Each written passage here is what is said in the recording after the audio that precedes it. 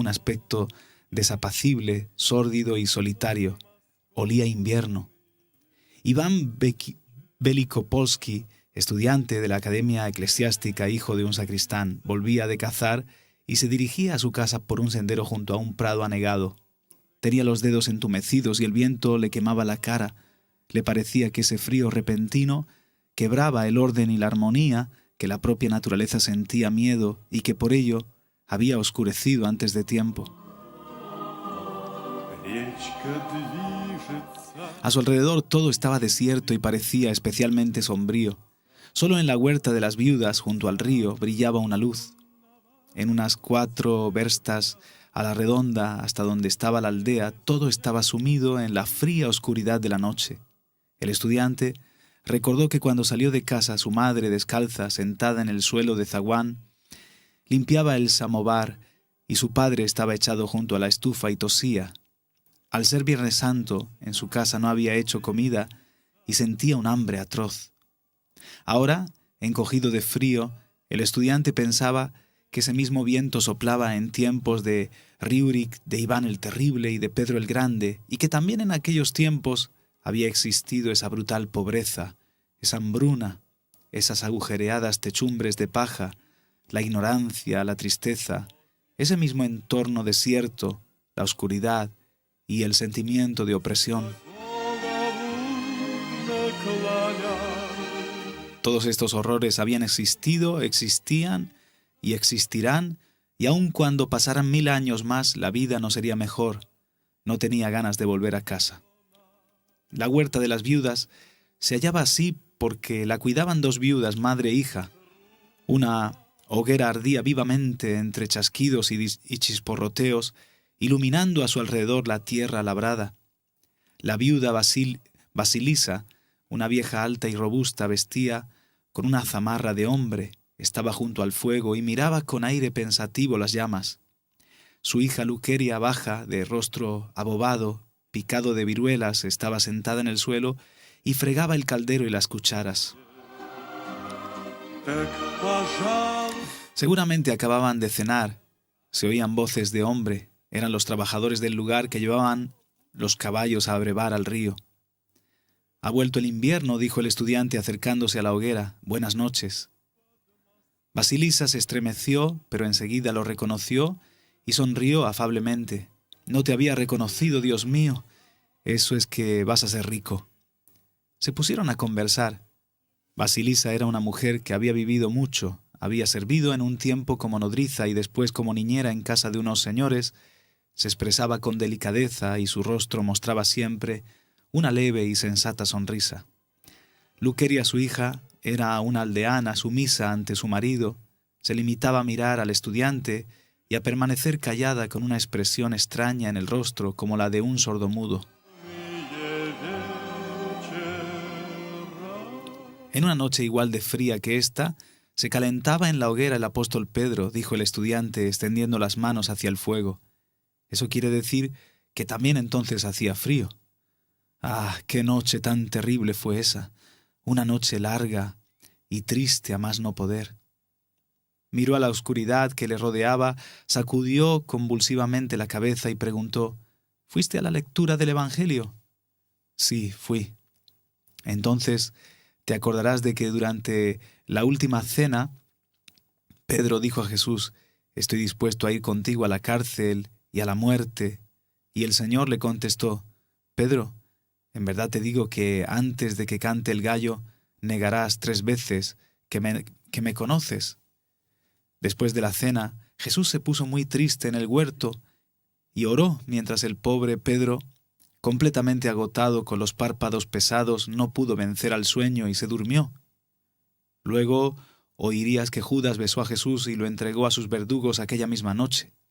Lo llevaron atado ante el sumo pontífice y lo azotaron, mientras Pedro, exhausto, atormentado por la angustia y la tristeza, ¿lo entiendes?, desvelado, presintiendo que algo terrible iba a suceder, los siguió. Quería con locura a Jesús y ahora veía desde lejos cómo lo azotaban.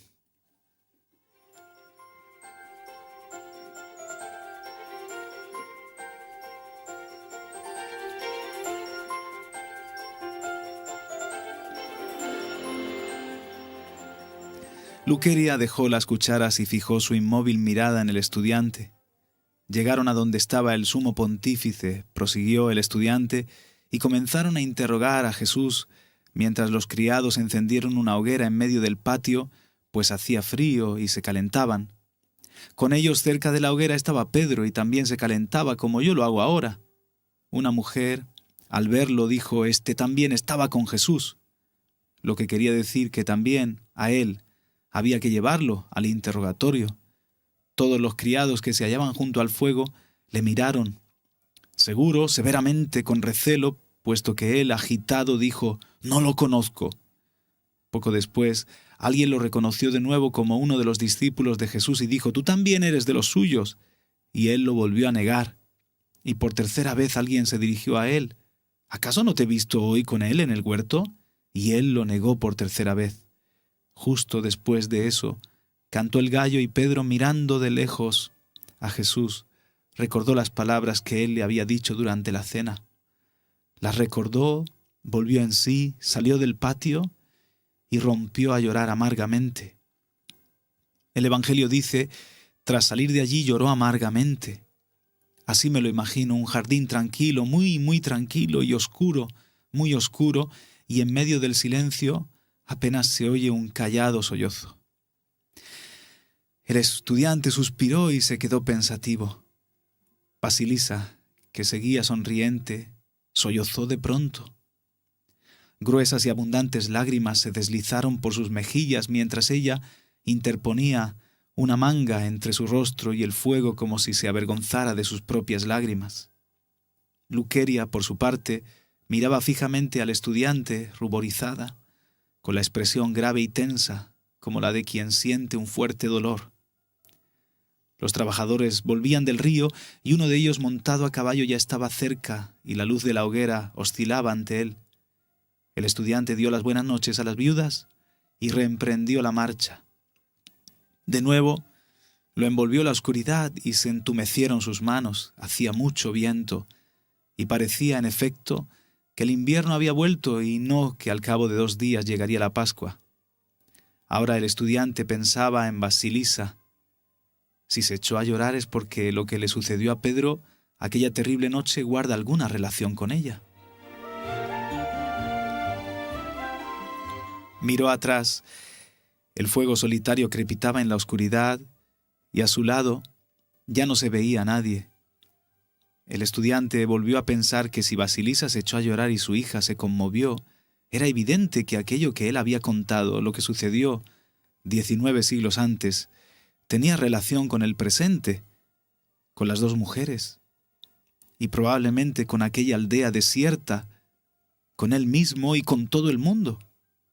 Si la vieja se echó a llorar, no fue porque él lo supiera contar de manera conmovedora, sino porque Pedro le resultaba cercano a ella y porque ella se interesaba con todo su ser en lo que había ocurrido en el alma de Pedro. Una súbita alegría agitó su alma e incluso tuvo que pararse para recobrar el aliento. El pasado, pensó, y el presente están unidos por una cadena ininterrumpida de acontecimientos que surgen unos de otros, y le pareció que acababa de ver los 2 extremos de esa cadena. Al tocar uno de ellos vibraba el otro. Luego cruzó el río en una balsa y después, al subir la colina, contempló su aldea natal y el poniente, donde en la raya del ocaso brillaba una luz púrpura y fría. Entonces pensó que la verdad y la belleza que habían orientado la vida humana en el huerto y en el palacio del sumo pontífice habían continuado sin interrupción hasta el tiempo presente y siempre constituirían lo más importante de la vida humana y de toda la tierra.